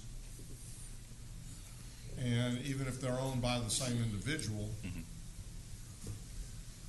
we've got no control over anything under 6. And that's based within statute. And so that's something, we can work for next session. The legislature left open. That's something we can go back next session and work with the legislature to have those discussions. Okay. The 5th item is exemption from game room distance restrictions. So and this is from Harris County's policy that we pulled over. If a game room is exempt from the restrictions if they're able to show continual ownership from a date certain, from a previous date until a current date. We laid it out. What we're looking at is continuously owned and operated at the same location and under the same name prior to January the 1st of 2018.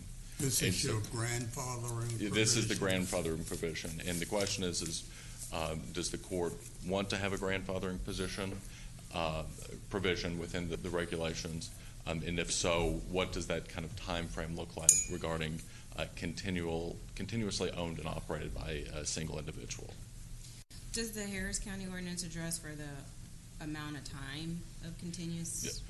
Yes, ma'am. They, based on when they adopted their regulations, the time frames are similar. Because they adopted theirs, I believe, in 2015, so theirs were referencing in 2014 and 2015. Okay. So just updated them to be in line whenever y'all are taking potentially taking those actions. If whatever we do with grandfathering, this is the day we discussed it publicly. And oftentimes, I would like to make this the day as the date, as opposed to waiting for us to adopt any procedure. Because, you know, all we're doing is saying, okay, here's the deal, go out and set something up quickly. Now, we may come back next week and adopt something, and that would be, you know, but I would prefer that we establish this is the date. Sure. Yes. From that standpoint. Sure. I agree.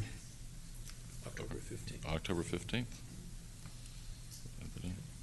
Okay, number 6, and this is again carrying over from the conversation we had last time regarding the game room hearing examiner, who the court would want to designate. So if an application is denied by the permit administrator, there is a process to have that permit appealed to a hearing examiner, who is someone that the court designates, and then that will hear that case administratively, or he'll appeal for that application administratively.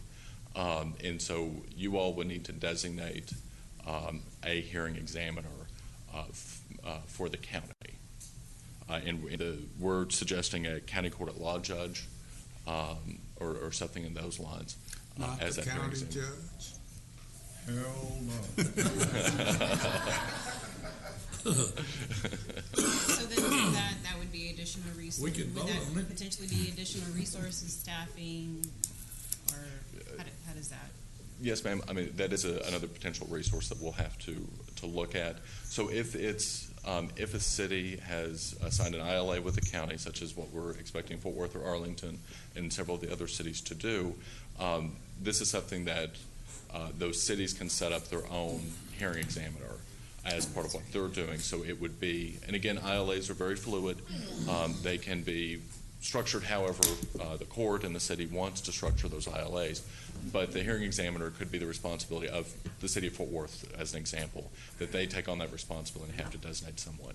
So that's one of the kind of ongoing questions that's just going to be pending for a while is what's the actual workload on this. And so some of this could be a little bit of kind of see how the impact of this would be on workloads. But that is something we have been discussing and would take into account. Could we ask the Office of Court Administration for their opinion? Probably not today. I've never heard him say that before. Is this something that, consider it could be it, county court at laws, it could be district or county judges, could it be JPs? It doesn't have to go to a court. It doesn't necessarily even have to go to a court. So we've got some time to think about it. Yes, but that's something. What did Harris County choose to do?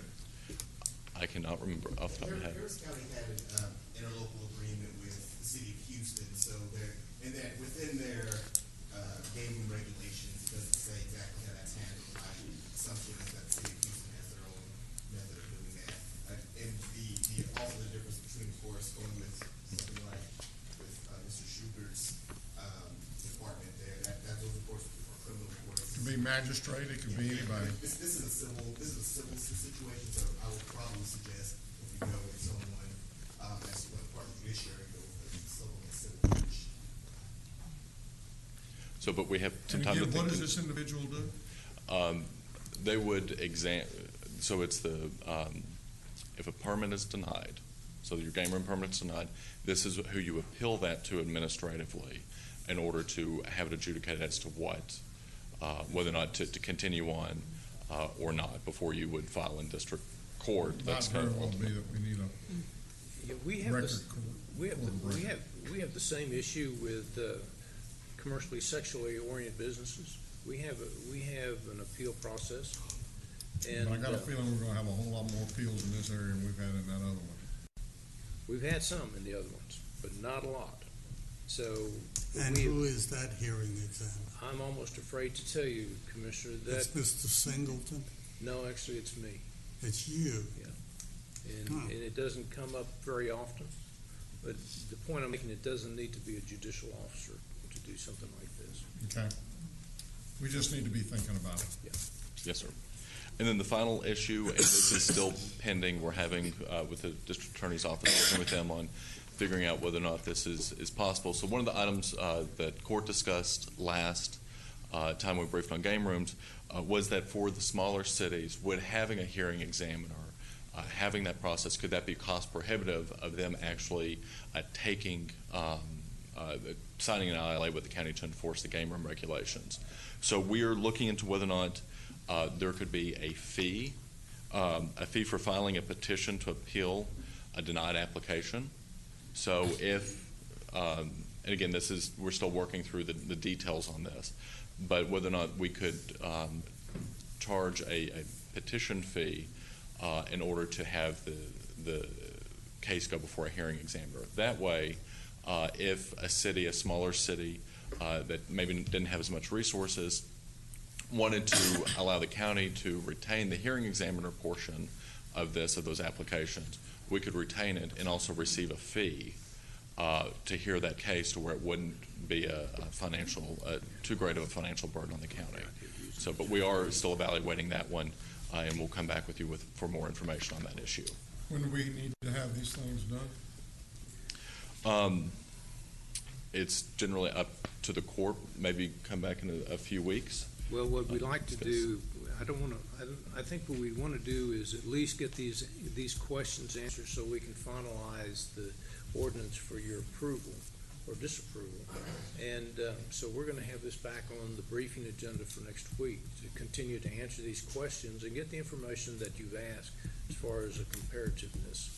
And we'll just simply work through this until we get the answers to questions, and then we'll bring the draft ordinance up for your approval.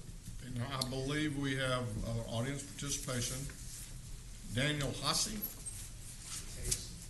Well, 50-50 chance. Nobody ever gets it right. My name's Daniel Hayes. I live in central Meadowbrook. I just want to say you guys have made tremendous progress. I've been following this since it was first introduced to you in February. You've come a long way. I think you understand what the problem is much more than you did back in February.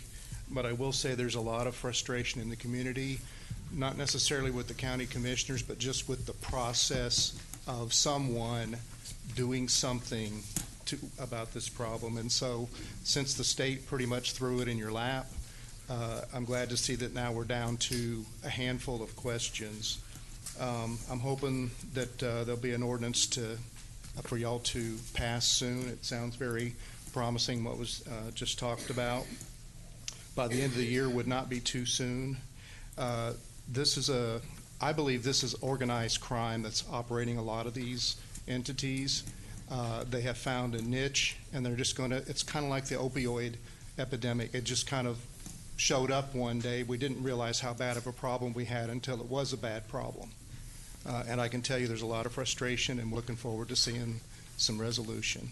So I share your thoughts with regards to trying to get this. I would like to see us have it done by the end of the year. Now that means that we'll have to have it done by the first couple of weeks of December, because our last meeting will be. As soon as we can finalize the answers to the questions, then we'll bring it right back to you. And then I know I don't have to encourage you to, but I would suggest that you talk with state representatives and state senators. Delicia's here representing Representative Collier's office. And I believe we got somebody sitting in the back that may be representing a few people. Okay. The other thing I would say regarding the hours, I wouldn't worry about getting too restrictive if it's just reasonable hours. Letting them operate till midnight on weekends or whatever, that's not really where I think we need to be. I would rather see something restrictive and let somebody kick and scream and appeal, and we have to adjust it, than to start out too wide open. That's my personal thoughts on that. So. And I would rather see us kick it out to where if you got one game, you're under the regulations. Absolutely, sir. I think your analogy of if you ended up with someone renting a whole strip shopping center is probably not going to be typical, but certainly could happen, or even if it was just 3 spots in a place and manage to still survive. I don't know why someone set the limit at 6. I don't even understand why we have this fuzzy animal exemption in there. Nobody's at Chuck E. Cheese is operating the same kind of arrangement as this, and I don't see why we even need to regulate that. But that's just me. Thank you for your time. Thank you, sir. Anything else at this time on this issue? Will this, when we move forward with passing ordinance, will that require a public hearing or anything like that? We are going to set a public hearing on this, but it'll be a public hearing here in the Commissioner's Court. Will Okay, it I just do be a have court several- order or an ordinance? What's that? Sir? The gentleman just mentioned the ordinance. Is it gonna be an ordinance? It'll be a Commissioner's Court order. Order, sorry. Did I reference ordinance? Thank you. I okay. said I must have said ordinance, so thank you. I have several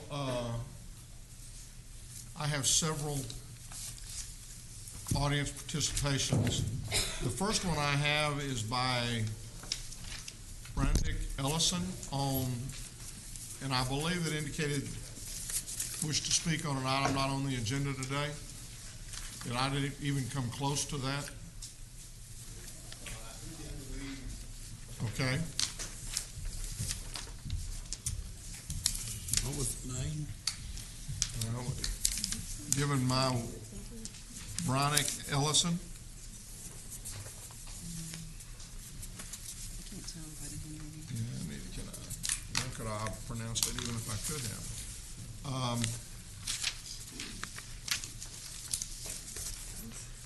So next I have Joanna Cardoza.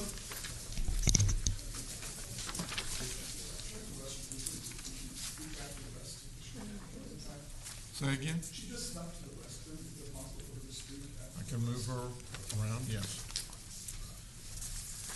Next is Arch Mayfield.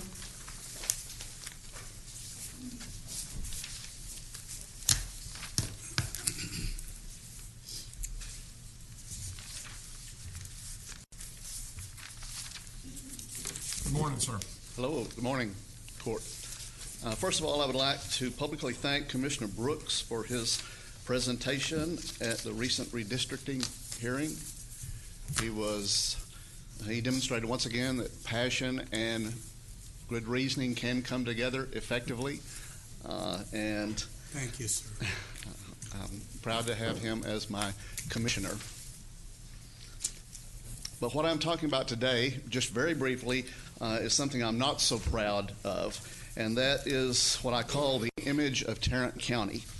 I'm sure all of you have heard the old cliche, there's no such thing as bad publicity. I believe our sheriff has pushed that cliche right off the cliff. I'm referring specifically to his recent comments at a White House press briefing, and I'm sure you're well aware of that.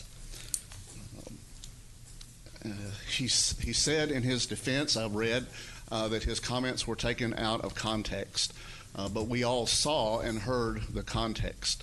The context was appearance at a press briefing that seemed to be designed to polarize and certainly had the effect of targeting an already marginalized and vulnerable community.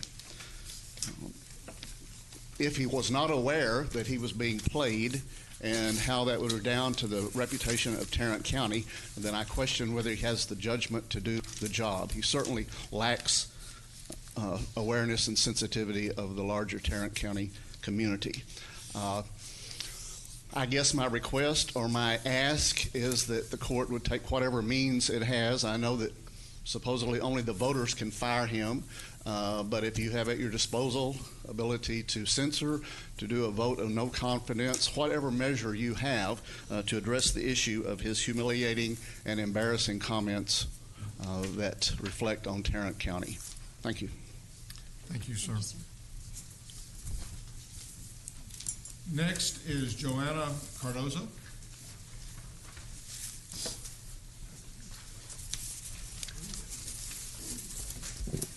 Good afternoon, Judge and Commissioners.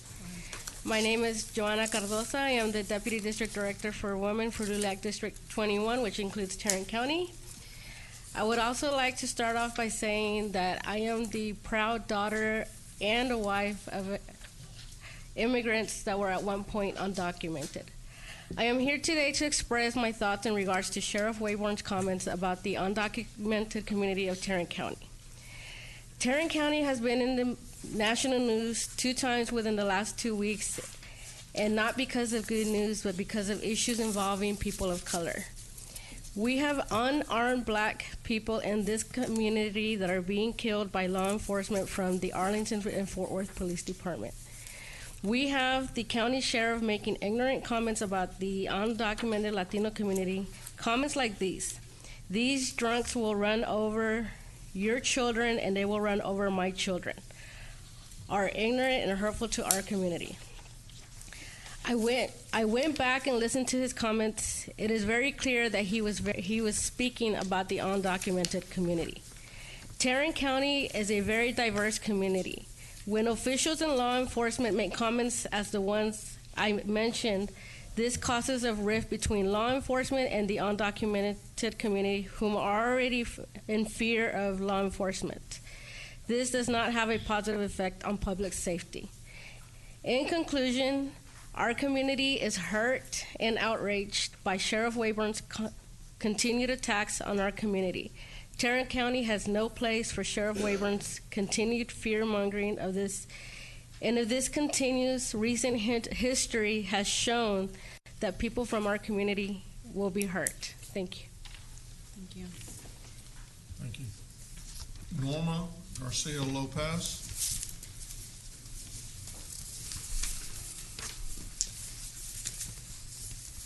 Good morning, Judge Whitley and respected commissioners. Thank you for allowing us to be here. I reside in Precinct 4, and my family resides in Precinct 1. And I'm here to speak on behalf of my family and friends that fear law enforcement. Sheriff Wayburn gives Tarrant County a bad name. He talks around in D.C. like he's from the Wild Wild West. He continues to generalize my community, our community, in a very sensitive and crude way. He ran on an anti-immigrant platform, so of course, in the dehumanizing agreement of 287G that some of you voted for allows him to continue his targeting and racially profile us. He's an elected sheriff in a very diverse county that continues to fan the flames of racism. Race-based traumatic stress is real, and Sheriff Wayburn creates that fear, chronic stress, and anxiety in our community. It continues to have an impact. Racism does have an impact on our well-being, our mental well-being. Words matter. Words are impactful. No doubt in my mind that extreme white supremacists in this county thrive on the spotlight of Sheriff Wayburn's anti-immigrant platform.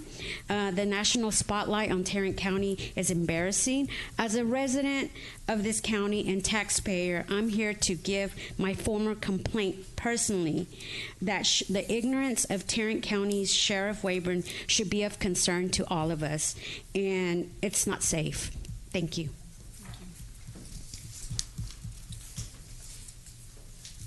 Next is Jessica Ramirez.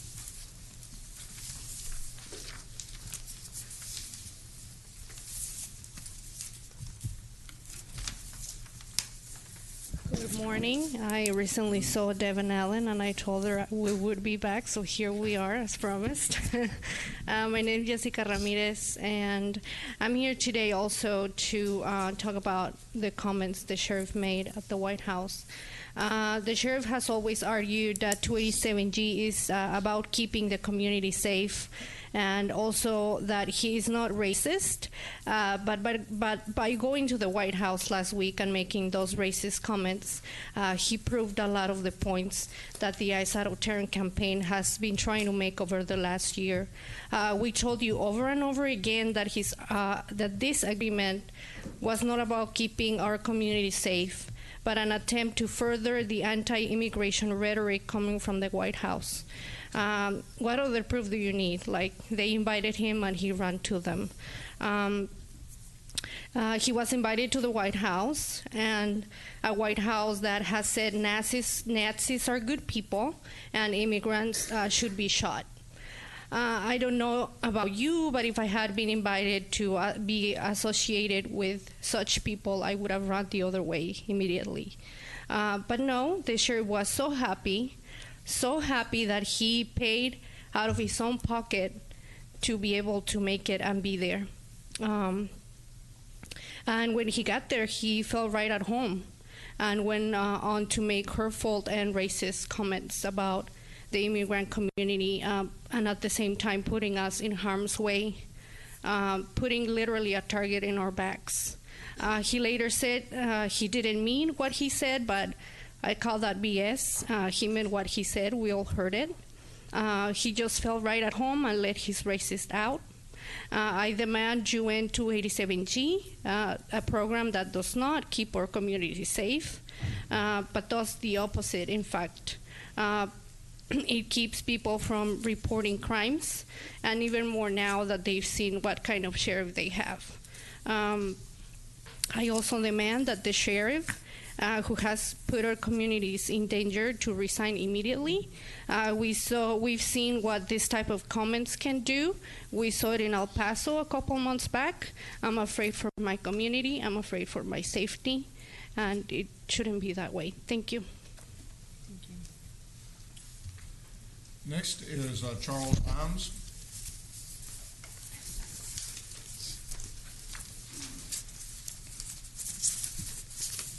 I'm Charles Firmus, 7083 Ocala, Grand Prairie. I'm an educator, I'm an activist, but most importantly, I'm a father. And my boys, well,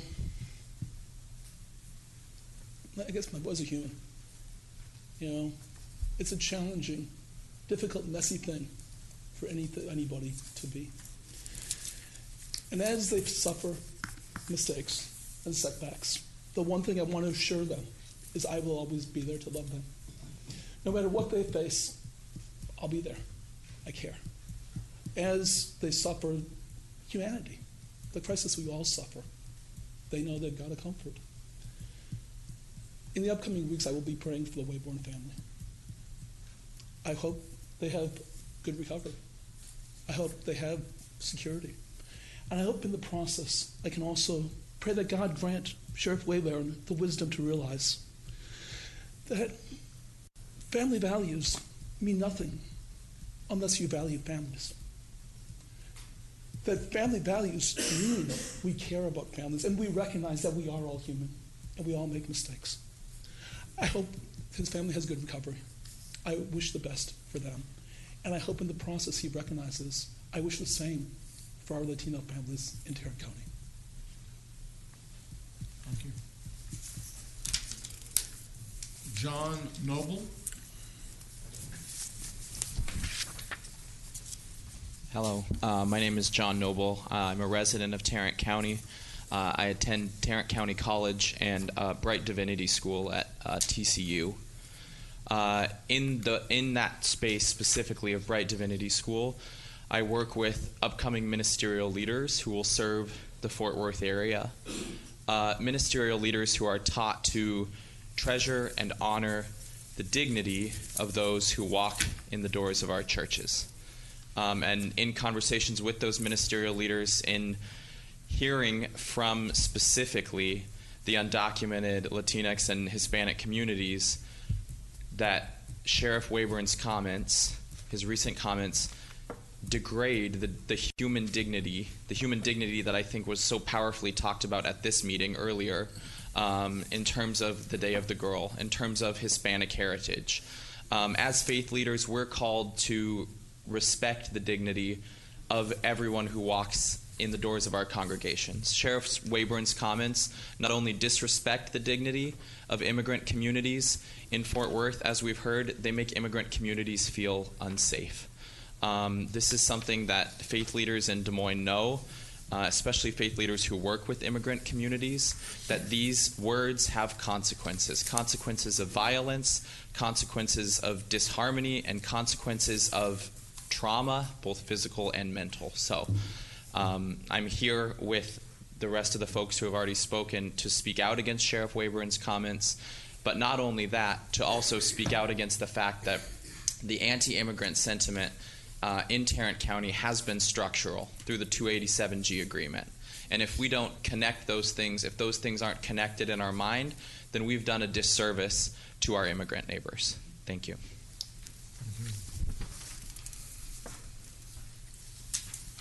One other individual who did not wish to speak was Elva Mosier, and she wished to basically, again, her comments were that the sheriff was insensitive in racist comments, and that she thought the 287G program was a bad idea.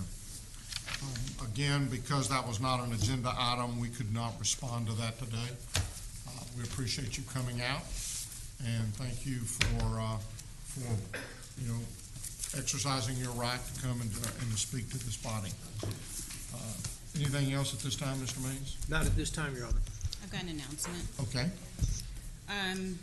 Tomorrow, October 16th, from 6 to 7:30 p.m. at our Arlington Sub-Courthouse, we will be hosting a citizens training and demonstration of the new election equipment. Again, that's from 6 to 7:30 p.m. I know that the Elections Administration has worked hard to host these demonstrations throughout the county, responding to invitations from community organizations. We wanted to be sure in advance of this constitutional amendment election to host one in Arlington, and we'll host some others after this election leading up to the primary. Again, that's tomorrow from 6 to 7:30 at our sub-courthouse in Arlington. Now, the District Attorney's Office indicated, we did talk with, or I did mention Brynick Ellison, who we say is not speaking, but they were also not here. They marked that they wished to address the court, and I mentioned that it was on voting precincts and redistricting. I don't know if I will try to read the comments.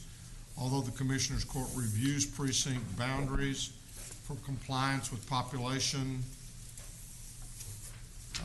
requirements, should periodically review and adjust precincts to reduce their uneven size, irregularity, and granularity as the building blocks of government districts. Irregular precinct shapes are an impediment to district compactness. So that's the comment. Well done. At this time, we will recess our open meeting and proceed to close to discuss items exempted under sections 551, 1071, 072, 074, 076, and 087 of the Texas Government Code.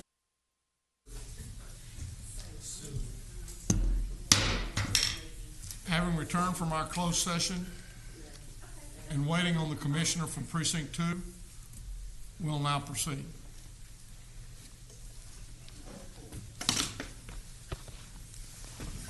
Come on.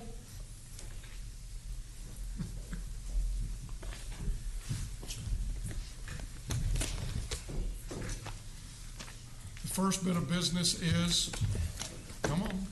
We're already late. We're already late. So,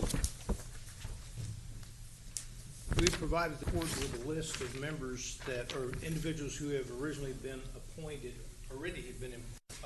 to, let me try this again. We have provided the Commissioners Court a list of individuals who have been nominated as it relates to the Tarrant Appraisal District. Just received information that there has been one more nomination, and that is a gentleman by the name of Daniel Joe Bennett. He was nominated by the City of Hazlet. So, as we talked about earlier, the Commissioners Court has several options.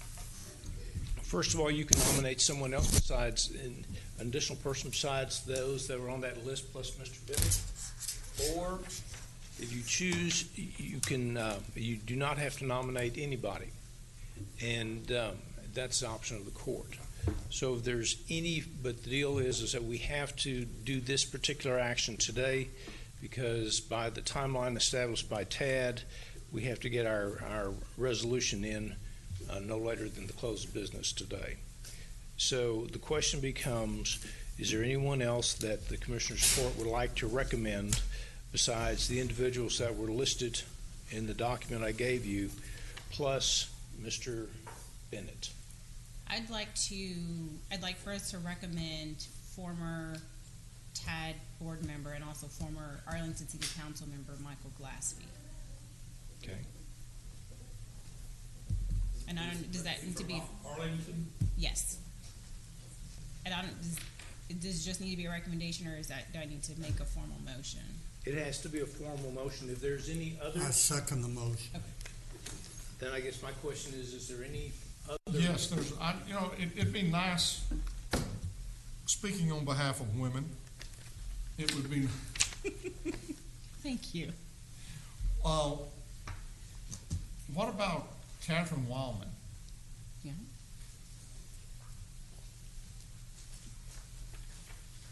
So we would nominate or add to the list of nominations. So is that a? We can put other people on there. Yeah. Well, and I tell you, no, she's still. I was fixing to say Laura Hill, but she's still. Yeah. And I don't think we need to have people on there who are currently elected officials. No. I don't think they can. I don't think they can be. It's not. No, they could in the past. They may not be able to be on there now, but they could in the past. Well, and that's part of the issue is that the list of people who can't serve, I mean, the reasons why they couldn't serve is pretty long, which I understand those reasons, but. Now, does Arlington, out of those 5 people though, like I know Fort Worth ISD has a guy, but they got enough votes to put on there. Mm-hmm. City of Fort Worth's got a guy, but they got enough votes to put on there. And there's 3 other guys. We've had a guy or a woman or whoever that we've had enough votes, and that guy was Mark Wood, and he's off. He's not running. Arlington ISD has a lot of votes. I think much more than the city of Arlington. They do. And so they probably already have a guy. Or the city of Arlington does. Well, can you think of another lady in our area? I'm just wondering, we have 500 votes, and Fagan, who I talked to my friend John Eubanks, who used to be on the board, and John said is it not Jeff Fagan, but I know it's somebody. He called John. John said he called him a couple of weeks ago, asking him about running. And I'm fine with Fagan. Well, we got enough votes if we run them right, we can get 2 people. Depending on how many votes Fagan got from Birdville ISD, which is a big ISD. So he may already have enough votes. Well, probably didn't have enough, but if we gave him some, if we split votes, gave him some, and if somebody from Arlington could get Arlington to support them, because Arlington doesn't have enough votes to elect anybody. ISD in Arlington doesn't have enough votes to elect somebody, but them together have enough votes to elect somebody. Sure. It's a game of partnering, is what this is all about. Well, I would love to see. We could end up with 2 people that we at least have a substantial amount of votes with, who we could say are, our appointees, and so. We're not divvying votes today, are we? No. This is. Let's throw Catherine Wildman in there. Okay, so right now we have Michael Gaspie and Catherine Wildman. Is there any others? We have a total of 5 that we can nominate. If we don't, then I would ask that the Commissioners Court adopt an order that those 2 individuals be our nominees. So then, since I already made a motion, do I need to amend it? Yes. Okay, so then I amend my motion, excuse me, to nominate Michael Glaspie and Catherine Wallman. The second accepts. Any other discussion? Please vote. Motion passes unanimously. Okay. So if now we could move to item number 5 under the administrator section. We're requesting requesting that the Commissioners Court approve an agreement with the law firm of Kelly Hart to provide legal services to the county treasurer / auditor as it relates to the Abraham factor and K. Campbell factor matter in an amount not to exceed $20,000. Second. Judge, can I ask one question about that? Is the DA's office going to review the actual agreement before? I sent that to you yesterday. Really? Yes. The actual agreement? Yes. I guess the biggest thing is we want to make sure that since it is capped at $20,000, that if we can make sure that that's actually reflected there, and we will also make sure that that we know exactly kind of, so at least the court has some sort of understanding of where we are with that particular cap. We'd like to review the engagement agreement. I don't have a problem with you reviewing the engagement agreement, but I mean, short of it being, I mean, we just need to get it done because they're going to work while you're going to work. Absolutely. Motion passes unanimously. So, question: do we We need want to to indemnify her. Yes, we need to. The Commissioners Court. We're requesting that the Commissioners Court indemnify the county treasurer / auditor in the issue of Internal Revenue Service to County of Tarrant for taxpayers Abraham factor and K. Campbell factor in that particular matter, and within the confines of the county's policy as it relates to indemnification of elected or appointed officials. So moved. Second. Could there be an amount in there, Mr. Manus? Or just in general? That's the attorney. $2? Two? No. I just think we indemnify you as regarding this matter, and Is there a dollar amount that you have? Well, the amount of the CDs that I hold is $249,000. we got a motion and a second to indemnify you up to $249,000. Any discussion? All those, motion passes unanimously. There being no other business, That's correct. we're adjourned. We're going to beat y'all over there, so we're